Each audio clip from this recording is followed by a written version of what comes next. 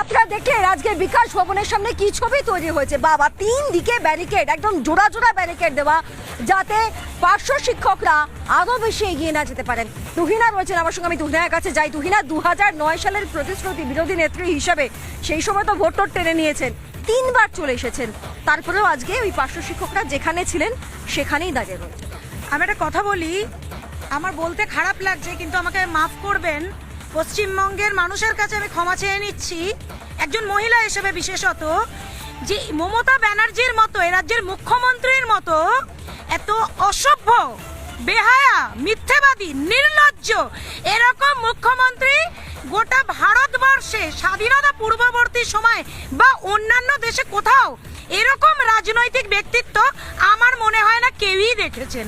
1, 2, আমার রাজ্যে যে কোনো জায়গায় যদি আপনি রাজমিস্ত্রিদের দেখেন, তাদের যে রোজ হয় সেটা 500 টাকা এখন, তাই না?